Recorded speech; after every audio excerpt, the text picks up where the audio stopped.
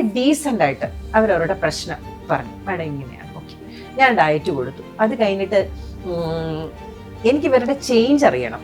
ഒരു സ്ത്രീയുടെ ചേഞ്ച് കുറച്ച് എളുപ്പം നമുക്ക് മനസ്സിലാവും. മാഡം പീരിയഡ്സിന് പെയിൻ ഇല്ലായിരുന്നു, അല്ലെ പീരിയഡ്സ് റെഗുലറായി ഓൺ ഡേറ്റിൽ തന്നെ വന്നു, ഇല്ല പലതും അവർക്ക് പറയാം. പക്ഷെ പുരുഷൻ ഇതിൽ നിന്നൊന്നും മാറ്റം വന്നോ എന്ന് അറിയണമെന്നുണ്ടെങ്കിൽ എനിക്ക് ചില ചോദ്യങ്ങൾ ചോദിക്കാതെ വഴിയില്ല. അപ്പൊ ഞാൻ അതുപോലെ അത് അവരോട് ചോദിക്കും. അപ്പൊ അവര് പറയും അതിൽ ചേഞ്ചസ് ഉണ്ട് മാഡം, ഞങ്ങളുടെ തിക്നെസ് വന്നിട്ടുണ്ട്, ഞങ്ങൾക്ക് ഇതിൽ അവരുടെ നമുക്ക് പറയാം. പക്ഷെ അവരവരുടെ മനസ്സ് തുറന്ന് നമ്മളോട് സംസാരിക്കും.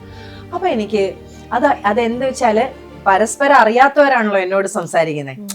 അപ്പൊ വേറൊരു രാജ്യത്ത് നിന്ന് എന്നെ വിളിക്കുന്ന ആള് പറഞ്ഞ അതേ കാര്യം ഇതിനെ ഞാൻ ഡയറ്റ് കൊടുക്കുന്ന വേറൊരാളും പറയും. മാഡം ഞാൻ ഒബ്സർവ് ചെയ്തത് ഇതാണ്, ഇങ്ങനൊരു വ്യത്യാസമാണ് പറയും. അപ്പൊ അതുകൊണ്ട് എനിക്ക് 10 വർഷം മുമ്പ് ഞാൻ സീറോ സ്പേമ എന്ന് പറഞ്ഞ കുട്ടികൾ ഉണ്ടാവില്ല. നമ്മുടെ കഴിഞ്ഞ ഇന്റർവ്യൂ ഞാൻ പറഞ്ഞില്ല, അവർ റീസെന്റ് പ്രഗ്നന്റ് ആയല്ലോ, 10 വർഷം കഴിഞ്ഞു.